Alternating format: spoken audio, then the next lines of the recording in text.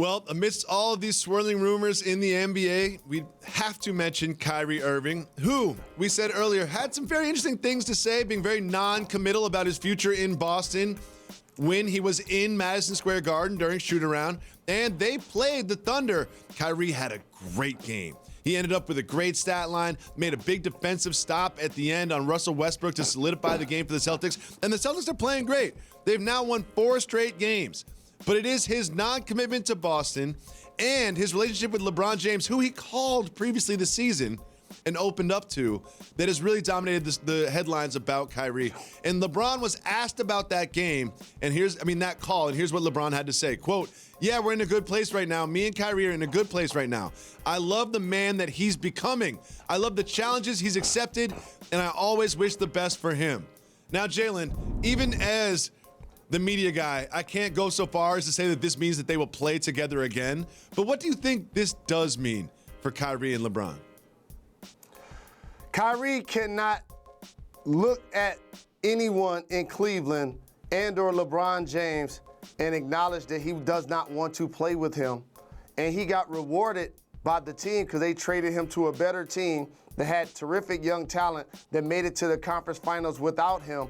So turnkey that basically he got arguably the best GM in Danny Ainge, one of the best coaches in Brad Stevens, and a plethora of young talent, and plus also they can possibly get multiple first-round picks.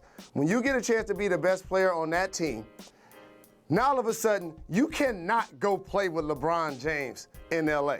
If you're gonna leave Boston, just like KD, it can't be to go run with LeBron. Those two guys, to me, who we've talked about their leadership and being the best player on a top-tier team, they may be able to team up and show that they can do that together in a different city. But I don't see Kyrie going to LA to run with LeBron. I think that ship is sailed, especially at this point in LeBron's career, going into his 17th season. It felt like Kyrie left Cleveland because he wanted, quote-unquote, his own team. And people say the same thing about Kevin Durant potentially leaving Golden State.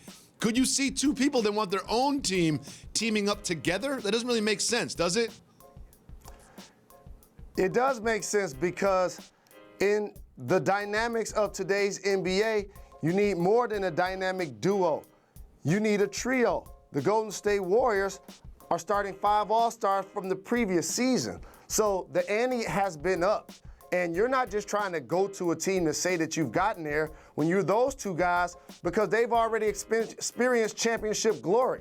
Now you could go to a situation and the pressure isn't on you to try to get it done because you've already accomplished it.